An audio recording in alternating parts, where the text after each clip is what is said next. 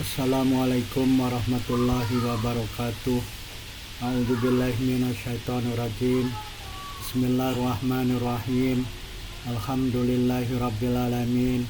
Wa bihi nasta'inu ala umuri dunya waddin. Asyhadu an la ilaha illallah wahdahu la syarikalah wa asyhadu anna Muhammadan abduhu wa rasuluh la nabiyya ba'dah.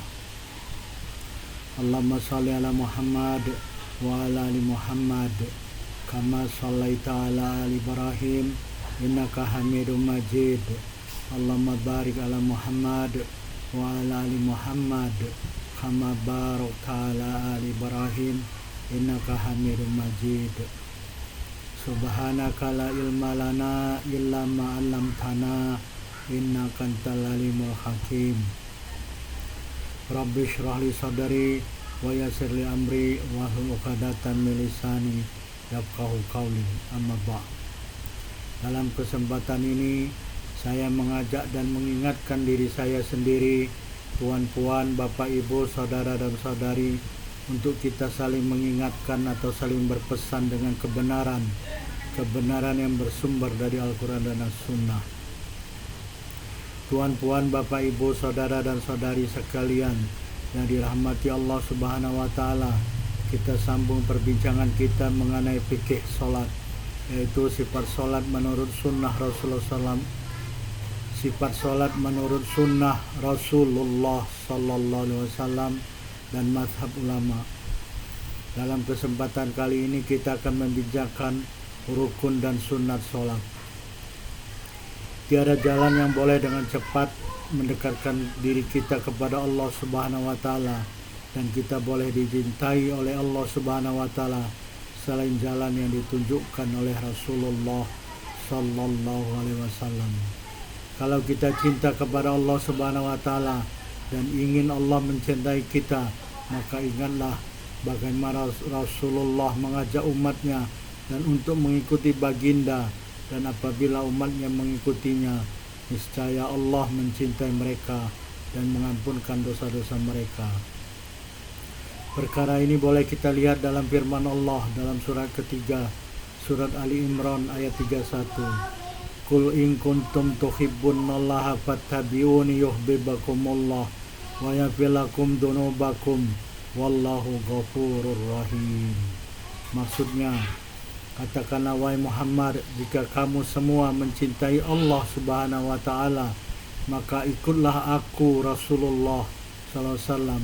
Niscaya Allah Subhanahu wa Ta'ala akan mencintai kamu dan mengampuni dosa-dosa kamu, dan Allah Subhanahu wa Ta'ala adalah Maha Pengampun dan Maha Penyayang. Inilah jalan yang perlu kita mengikutinya, jalan yang telah ditunjukkan oleh Allah dan Rasulnya, jalan untuk kita memperoleh cinta dan ampunan Allah Subhanahu wa Ta'ala. Mungkin ada suatu pertanyaan yang muncul dalam pikiran kita, bagaimana kita nak mengikut Rasulullah SAW sedangkan Rasulullah telah wafat lebih dari 1400 tahun yang lalu. Jawaban dan pertanyaan ini sudah nyata, yaitu bukankah Rasulullah SAW telah mewariskan Al-Quran dan As-Sunnah kepada kita sebelum baginda wafat? Ingatlah bahwasanya Rasulullah SAW telah bersabda dalam hadis yang diriwayatkan oleh Imam Malik, yaitu taratu fikum amraini lan tadilu ma tamassaktum bihima kitaballahi wa sunnata nabiyyi. Muwatta Malik hadis nomor 1628. Maksudnya, aku, kata Rasulullah SAW, telah meninggalkan dua perkara kepada kamu semua. Selama kamu berpegang teguh kepada kedua-duanya, tidak akan tersesat ke jalan yang salah, yaitu kitabullah Al-Quran dan sunnah nabinya As-Sunnah. Di antara jalan yang perlu dan sangat penting untuk kita mengikut Rasulullah SAW adalah bagaimana kita mendirikan sholat. Telah tetap hadis di dalam Sahih Al-Bukhari dan Sahih Muslim dari Malik bin Al-Huwairith radhiyallahu anhu, sungguhnya Rasulullah SAW telah bersabda, wasallu kama ra'aitumuni usolli. Maksudnya, dan sholatlah kamu sekalian sebagaimana kamu telah melihat aku sholat. Hadis Al-Bukhari nomor 6008 dan hadis Muslim 674. Hadis ini merupakan dalil yang menetapkan wajibnya setiap sesuatu yang dilakukan oleh Rasulullah SAW dalam melakukan sholat, kecuali sesuatu yang telah keluar wajibnya perkara tersebut dengan dalil, seperti perkara mengangkat kedua-dua tangan dan lainnya. Mengangkat kedua-dua tangan adalah perkara sunnah. Jika dikatakan bahwa yang dikehendaki hadis adalah apa yang dilihat, yaitu perbuatan bukan perkataan, maka Abu Atib dan selainnya memberi dua jawaban. Jawaban yang pertama adalah sungguh yang dilihat adalah kepribadian Rasulullah SAW, dan segala sesuatu yang dilakukan atau diucapkan oleh Rasulullah wajib bagi kita mengikutinya. Jawaban kedua adalah sesungguhnya dimaksud dengan melihat di sini adalah mengetahui, yaitu sholatlah kamu sebagaimana kamu mengetahui aku sholat, kata Rasulullah. Telah banyak kitab fikih yang ditulis oleh ulama yang tersohor. Sudah semestinya kita mengikut ulama, karena ulama adalah pewaris para nabi. Telah diriwayatkan hadis dari Katsir bin Qais, Rasulullah SAW telah bersabda, Innal ulama'a warathatul anbiya. Maksudnya, sesungguhnya ulama itu adalah pewaris para nabi. Hadis riwayat Abu Daud nomor 3641, hadis sahih. Ulama adalah pewaris Nabi, dan ulama adalah orang-orang yang mempunyai ilmu yang bagaimana mereka telah menyusun kitab-kitab fikih berdasarkan hadis-hadis dari Rasulullah SAW. Ada dua kitab fikih utama yang saya gunakan dalam menyampaikan sifat sholat menurut sunnah Rasulullah SAW dan mazhab ulama, yaitu yang pertama adalah kitab Al-Muhadzab fi Fiqhil Imam Syafi'i karangan Imam Abu Ishaq Asy-Syiradi. Kitab yang kedua ada Al-Majmu' Syahrul Muhadzab karangan Imam An-Nawawi. Kalangan ulama Syafi'i berpendapat bahwa untuk perkara sholat ada yang disebut dengan rukun, sunat, dan syarat. Rukun sholat disebut juga dengan fardu atau wajib sholat. Sesiapa yang meninggalkan satu rukun atau satu syarat, maka sholatnya tidak sah. Apabila seseorang meninggalkan satu perkara selain syarat dan rukun, maka sholatnya sah, tetapi hilang keutamaannya, sama ada meninggalkannya dengan sengaja atau terlupa. Akan tetapi apabila perkara yang ditinggalkan adalah sunat abad, maka seseorang harus melakukan sujud sahwi. Ulama fikih apabila membahas mengenai sifat sholat, maka akan termasuk di dalamnya rukun sholat dan sunat sholat.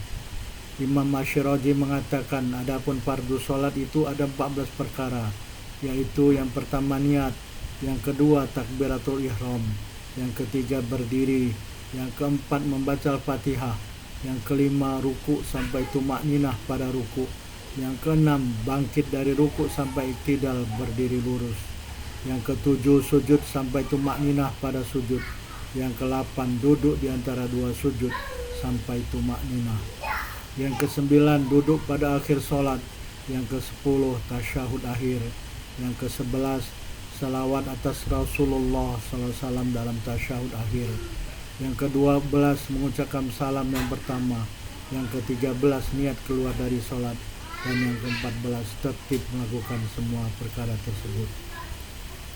Imam An-Nawawi mengatakan bahwa niat keluar dari sholat ada perbedaan pendapat ulama mengenainya. Pendapat yang paling sahih adalah bahwa sesungguhnya perkara tersebut adalah sunnat, tidak termasuk wajib sholat. Ibnu Qos dan Al-Qafal memasukkan perkara menghadap kiblat ke dalam fardu sholat. Pendapat ini adalah pendapat dhaif. Pendapat yang sahih, kata Imam An-Nawawi, pendapat yang jumhur ulama berpendapat atasnya adalah bahwa sesungguhnya menghadap kiblat adalah syarat sahnya sholat, bukan termasuk fardu sholat. Sebahagian ulama Syafi'i telah menyebutkan bahwa niat sholat adalah syarat sahnya sholat, bukan fardu sholat. Tetapi pendapat yang sahih, yang kebanyakan ulama berpendapat dengannya, kata Imam Nawawi, adalah bahwa sesungguhnya niat sholat adalah fardu sholat.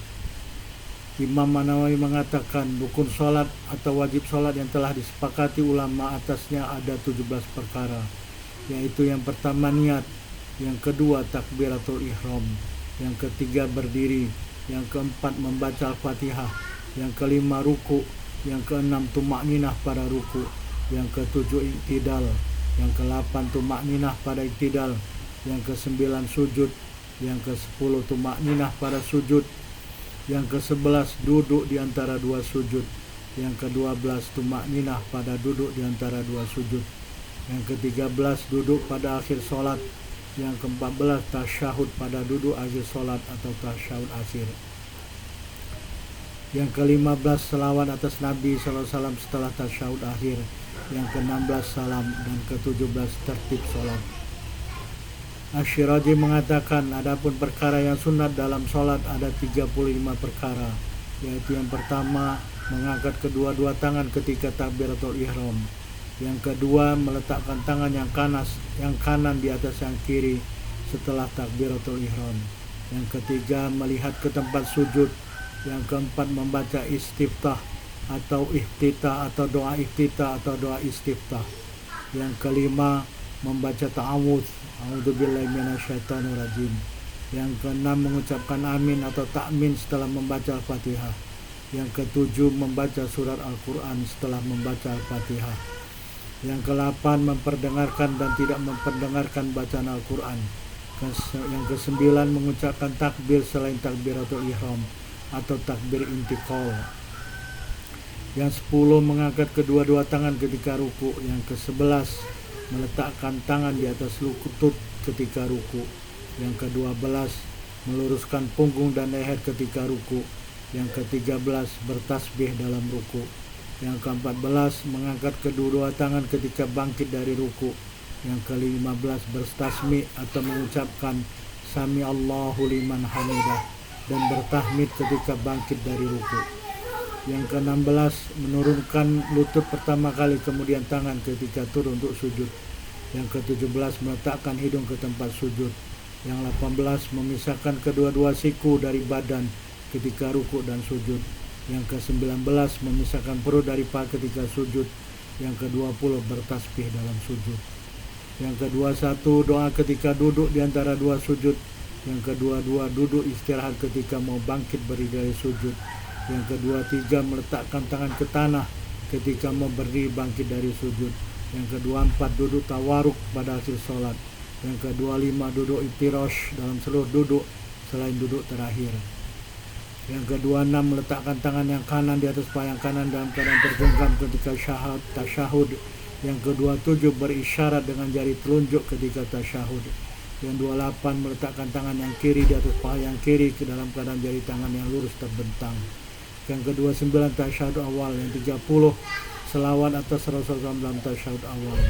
Yang 31 selawat atas keluarga Rasulullah dalam tasyahud akhir. Yang ke-32 doa akhir sholat setelah tasyahud akhir. Yang ke-33 doa qunut dalam sholat subuh. Yang 34 mengucapkan salam yang kedua. Yang ke-35 niat salam kepada makmum. Imam Nawawi mengatakan adapun sunat sholat maka sebahagian darinya adalah 35 perkara yang telah disebutkan. Masih ada sunat sholat yang tidak disebutkan. Perkara yang tidak disebutkan antara lain adalah merenggangkan jari-jari tangan ketika mengangkatnya untuk bertakbir, merenggangkan jari-jari tangan di atas kedua-dua lutut ketika ruku, meluruskan dan menghadapkan jari-jari tangan ke arah kiblat ketika sujud, menghadapkan jari-jari kaki ke arah kiblat ketika sujud, menjadikan kedua-dua tangan sejajar kedua-dua bahu dalam sujud, bersandar atas kedua-dua tangan dalam sujud, doa dalam sujud, meletakkan tangan yang kanan di atas yang kiri di atas dari pusat, memperdengarkan ucapan takmin, memalingkan muka ke kanan dan ke kiri ketika mengucapkan kedua-dua salam. Adapun perkara sunat yaitu bertasmid dan bertahmid ketika bangkit dari ruku, maka semestinya adalah bahwa bertasmid ketika bangkit dari ruku dan bertahmid semasa iktidal. Karena sesungguhnya bertahmid tidak masuk ketika bangkit dari ruku, tetapi bertahmid masuk apabila dalam keadaan iktidal. Perkara sunat sholat terbagi kepada dua bagian, yaitu sunat ab'ad dan sunat hayat. Sunat ab'ad ada 6 perkara, yaitu doa qunut dalam sholat subuh dan dalam sholat witir pada pertengahan yang kedua dari bulan Ramadan, berdiri untuk qunut tasyahud awal, duduk untuk tasyahud awal, selawat kepada Rasulullah dalam tasyahud awal apabila perkara ini dikatakan sunat. Yang terakhir selawat kepada keluarga Rasulullah dalam 2 tasyahud awal dan akhir. apabila perkara yang dilakukan sunat pada kedua tasyahud tersebut. Perkara ini akan dijelaskan pada tempatnya nanti. Adapun sunan hayat adalah sunat yang bukan abad, atau dengan kata lain setiap sesuatu yang termasuk dalam sholat yang bukan fardu dan bukan sunat abad. Adapun syarat sholat ada 5 perkara, yaitu suci dari hadas, suci dari najis, menghadap kiblat, menutup aurat, yang terakhir mengetahui waktu sholat dengan yakin atau dengan sangat kuat yang mempunyai asas. Al-Fawrani Al-Ghazali memasukkan ke dalam syarat sholat perkara meninggalkan perbuatan lain yang bukan perbuatan sholat di dalam sholat, meninggalkan berkata-kata dan meninggalkan makan. Perkara yang benar dan sahih adalah bahwa ketiga perkara tersebut bukan termasuk syarat, bahwasanya ketiga perbuatan tersebut adalah termasuk ke dalam perkara yang membatalkan sholat seperti memutus niat dan lainnya. Yang dimaksud syarat di sini adalah ketiadaan syahnya sholat. Tidak sah sholat apabila perkara tersebut tidak dilakukan. Itu adalah syarat sholat. Fardu atau rukun atau wajib sholat dan sunat sholat yang telah disebutkan insya Allah akan dihuraikan dalam video-video selanjutnya. Tuan, puan, bapak, ibu, saudara dan saudari sekalian yang dirahmati Allah, kita telah sampai di akhir tausiah dan mudzakarah pada kesempatan ini. Terima kasih telah menonton video ini. Fastabiqul khairat, berlomba-lombalah dalam berbuat kebaikan. Subhanakallahumma bihamdika asyhadu an la ilaha illa anta astaghfiruka wa atubu ilaik. Wabillahi taufiq wal hidayah. Wassalamualaikum warahmatullahi wabarakatuh.